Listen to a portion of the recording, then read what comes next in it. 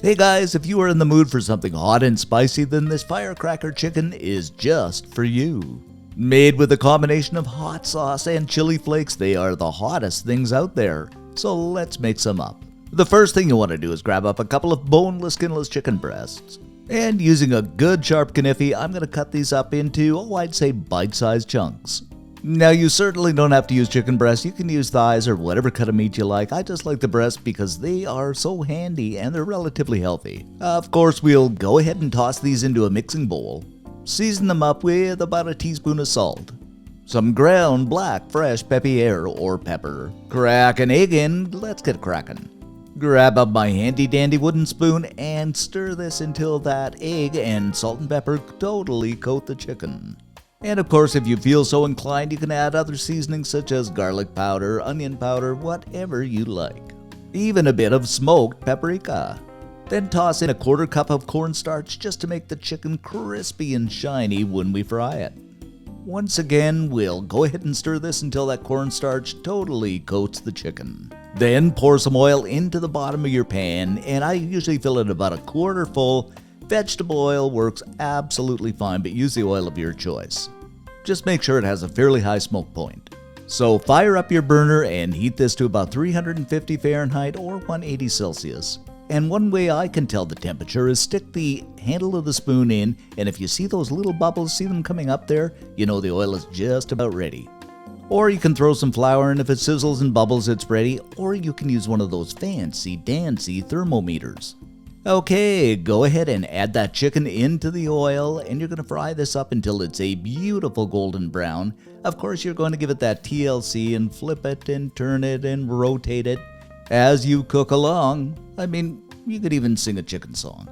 After that chicken is beautifully golden brown, and this will take, I'd say about 7 to 10 minutes, depending on the size of the chicken and the temperature. Set this aside on a wire rack to drain off any excess oil and fry up the rest of the batches because you're probably going to have to do this in batches. Now in the same pan, I've just upped the oil and cleaned this out a little bit. You're going to add in about a tablespoon of unsalted butter and just go ahead and swirl this and let it melt down. Now comes the heat in with about a quarter cup of hot buffalo sauce, and you can pick this up in just about any grocery store. And doesn't that red blend nicely with the yellow? Oh, that's painting. Different video, sorry. A teaspoon of hot chili flakes, and you can add more if you want it hotter. Now you can see how that firecracker is starting to set off now. Then a tablespoon of rice vinegar, and if you don't have rice vinegar, don't sweat it. You can use regular old vinegar. And to balance things out, 3 or 4 tablespoons of brown sugar.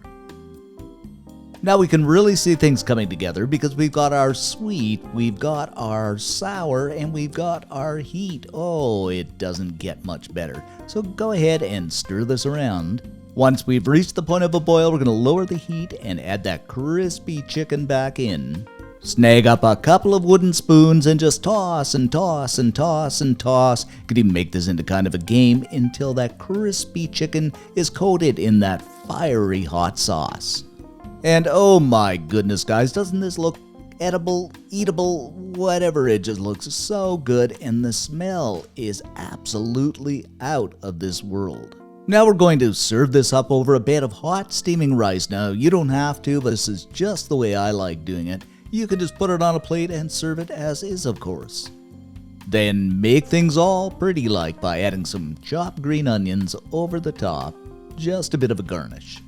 And when you bite into this, guys, that sweet, sour taste just hits your palate, and then all of a sudden, that fire just wakes everything up. This is absolutely sensational, definitely a must-make. As always, if you're hungry for more, like and subscribe.